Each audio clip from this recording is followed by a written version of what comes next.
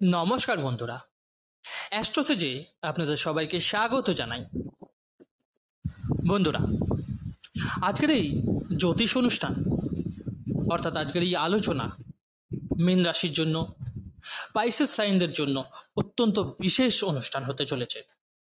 জুলাই 2025 থেকে ডিসেম্বর 2025 এই 6 মাসের 6টি গুরুত্বপূর্ণ ভবিষ্যৎবাণী। কেমন যাবে এই 6 মাস আপনাদের? শনি এখন রাশিতে গমন করছে, রাহু রাশি থেকে বেরিয়ে গেছে। একটি বড় পরিবর্তন হয়েছে 18ই মে 2025-এ রাহু কেতুর পরিবর্তন হয়েছে এবং আপনার রাশির স্বামী দেবগুরু বৃহস্পতিরও পরিবর্তন হয়েছে 15ই মে 2025-এ। তার কিছু সময় আগেই 29শে মার্চ 2025-এ 30 বছর পর আপনার রাশিতে কিন্তু শনি ঢুকেছে। 7.5-এর সেকেন্ড ফেজ অর্থাৎ দ্বিতীয় পর্যায় শুরু হয়েছে আপনার। কিন্তু এখন জুলাই 2025 থেকে ডিসেম্বর 2025 এই 6 মাসের 6 ভবিষ্যৎবাণী আপনি একটু ভালো করে শুনে নিন, বুঝে নিন, দরকার হলে লিখে নিন। একটা কথা আরও বলতে চাই আপনাদের, এগুলো তো হলো গ্রহের গোচর, যা আমাদের জীবনে প্রভাব ফেলে ঠিকই, কিন্তু দেখুন তার চেয়েও বেশি গুরুত্বপূর্ণ আপনার জন্মকুণ্ডলী। আপনার জন্মকুণ্ডলী কি বলছে সেটাই কিন্তু ঠিক করবে আপনার আগামী জীবন। কিন্তু এই গ্রহের গোচর আমাদের জীবনে দেখায় যে বর্তমান পরিস্থিতি আমাদের জন্য কেমন হতে পারে। বন্ধুরা, আজকের এই অনুষ্ঠানটি অর্থাৎ আজকের এই আলোচনাটি জন্মরাশি চন্দ্ররাশির ওপর ভিত্তি করে তৈরি করা। আপনারা যারা নিজেদের বাচ্চার প্রেডিকশন করাতে চাইছেন, জন্মকুণ্ডলী বিচার করাতে চাইছেন, তারা আমার টেলিগ্রাম চ্যানেলে জয়েন করে নিতে পারেন। লিঙ্কটা ভিডিও ডেসক্রিপশানে পেয়ে যাবেন। এছাড়াও আপনারা চাইলে আমার সঙ্গে সরাসরি হোয়াটসঅ্যাপ নাম্বারে যোগাযোগ করতে পারেন। হোয়াটসঅ্যাপ নাম্বারটাও ভিডিও ডেসক্রিপশানে পেয়ে যাবেন। তো চলুন শুরু করা যাক। আপনার জুলাই 2025-এর চার্ট অনুযায়ী বলছি, আপনার প্রথম ঘরে রয়েছে শনি, তৃতীয় ঘরে শুক্র, চতুর্থ ঘরে সূর্য ও বৃহস্পতি, পঞ্চমে বুধ, ষষ্ঠতে কেতু, দ্বাদশ ঘরে রয়েছে মঙ্গল ও রাহু। প্রথম ভবিষ্যৎবাণী, ভাগ্যস্থান আপনার নবম ঘর। নবম ঘরের স্বামী মঙ্গল, এখন মঙ্গল ষষ্ঠ ঘরে রয়েছে। 28শে জুলাই থেকে 13ই সেপ্টেম্বর পর্যন্ত কিন্তু মঙ্গল সপ্তম ঘরেই থাকবে।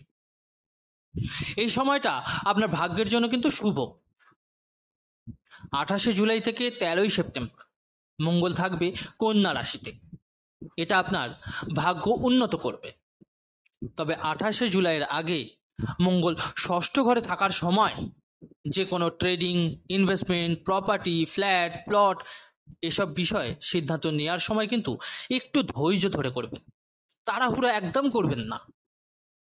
ঠিক তার পরের সময় অর্থাৎ 13ই সেপ্টেম্বর থেকে 28শে অক্টোবর এই সময়টা কিন্তু আবার খারাপ হবে, তাই তাড়াহুড়ো একদমই করবেন না তখন। কারণ দেখুন, ভাগ্যই প্রথমে আসে। অনেকেই আমরা বলে থাকি যে কর্মটাই মেন। হ্যাঁ, কর্মই প্রধান, কিন্তু ভাগ্য যদি আপনার স্থির হয়ে যায় তাহলে আর কেউ কি সেটা বদলাতে পারবে? সেটা বদলাবে না। তখন আপনি নিজের কর্মটাই করতে পারবেন না, তো আপনার ভাগ্য কি করে বদলাবে? 28শে অক্টোবরের পর যখন মঙ্গল আপনার ভাগ্যস্থানে আসবে তখন কিন্তু আপনার ভাগ্য সপ্তম আকাশে থাকবে। সেই সময় ট্রেডিং, বড় সিদ্ধান্ত, বড় কাজ সব কিছু করুন, মন খুলে করুন। দ্বিতীয় ভবিষ্যৎবাণী, আপনার রাশির স্বামী বৃহস্পতি এখন চতুর্থ ঘরে, একই সাথে দশম ঘরের অধিপতি এবং সপ্তম, দ্বাদশ, অষ্টম ঘরকে দর্শন করছেন। আপনার কাজ সংক্রান্ত ট্রাভেল পরিবর্তন হতে পারে। প্রপার্টি, পরিবার, গাড়ি এসব বিষয়ে পরিবর্তনের চেষ্টা আপনি করবেন। দশম ঘরকে দেখছে কেরিয়ারে পরিবর্তন আসতে পারে। দ্বাদশ ঘরকে দেখছে বিদেশ সংক্রান্ত বা বিদেশি সংস্থায় ইতিবাচক ফল কিন্তু আপনার আসতে পারে। পিআরের জন্য, গ্রিন কার্ডের জন্য অপেক্ষা করছেন, ভালো সময় হয়ে যাবে সব। আগে বৃহস্পতি আপনার তৃতীয় ঘরে ছিল, যা আপনার স্বাস্থ্যের জন্য ভালো ছিল না, কিন্তু এখন ভালো হয়েছে।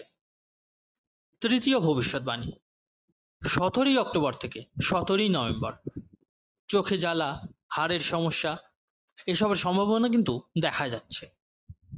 13ই সেপ্টেম্বর থেকে 28শে অক্টোবর মাথা ব্যথা, মাইগ্রেন বা পেট সংক্রান্ত সমস্যার সম্ভাবনা কিন্তু থাকছে। এই সময়টায় একটু বিশেষ সতর্কতা আপনাকে রাখতে হবে নিজের ওপর। চতুর্থ ভবিষ্যৎবাণী, 30 বছর পর শনি আপনার প্রথম ঘরে এসেছে, অর্থাৎ চন্দ্র রাশিতে। এটা সাড়ে দ্বিতীয় ধাপ, অর্থাৎ সেকেন্ড ফেজ। শনি একটা ধীর গ্রহ, চন্দ্র একটু দ্রুত গ্রহ। এই দুজনে একসাথে এলে মানুষ মুডি, ওভার থিঙ্কিং, নেগেটিভ চিন্তায় কিন্তু ভরে যায় মানুষের মন। শনি দশম এবং সপ্তম ঘরকে দৃষ্টি দিচ্ছে। দায়িত্ব বাড়বে, পরিবার, বিবাহ, সন্তান, কেরিয়ার বা ট্রাভেল সব ক্ষেত্রেই কিন্তু আপনার দায়িত্ব বাড়বে।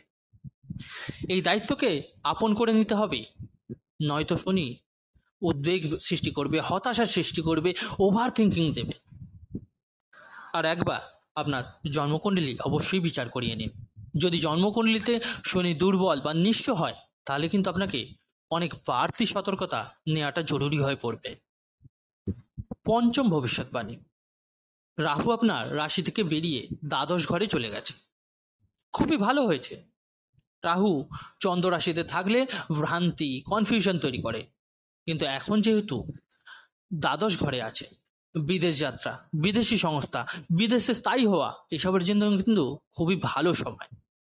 তবে কিছু রাজনৈতিক বা অফিসিয়াল পলিটিক্স থেকে আপনাকে দূরে থাকতে হবে। ষষ্ঠ এবং শেষ ভবিষ্যৎবাণী, এই 6 মাস শিক্ষার জন্য খুবই ভালো। বৃহস্পতি কেন্দ্রস্থান দশম এবং দ্বাদশ ঘরকে দেখছে। উচ্চশিক্ষা, বিদেশে পড়াশোনা আপনার কিন্তু সুযোগ তৈরি হবে। ভালোবাসার ক্ষেত্রে একরোখা স্বভাব কিন্তু আপনার এড়িয়ে চলুন, শান্ত থাকুন। ছোটোখাটো বিষয় নিয়ে মনোমালিন্য না হোক, সেদিকে আপনাকে নজর দিতে হবে। স্পোর্টস, এক্সপোর্ট ইম্পোর্ট এসব ক্ষেত্রেও কিন্তু আপনার ভালো সময় যাবে। এগুলো তো বললাম আপনার 6টি ভবিষ্যৎবাণী আগামী 6 মাসে কি হতে পারে। এবার বলি বন্ধুরা, কি উপায় আপনাদের করা উচিত হবে। অবশ্যই শনির বীজ মন্ত্র জপ করুন, শনির প্রার্থনা করুন। শনিবার কালী মায়ের কাছে ডাল অর্পণ করুন। আচ্ছা, আপনাদের বলে রাখি, উড়দ ডাল যেটা হয় সেটাই অর্পণ করবেন। প্রতিদিন হনুমান চল্লিশার পাঠ করুন। ওম গ্রাম গ্রীম গ্রম স গ্রবে নমঃ 108 বার করে অবশ্যই জপ করুন প্রতিদিন। বন্ধুরা, এই ছিল আজকের আলোচনা। কেমন লাগলো জানাতে ভুলবেন না অবশ্যই কমেন্ট করে। আর ভালো লাগলে লাইক ও শেয়ার করতে কিন্তু ভুলবেন না।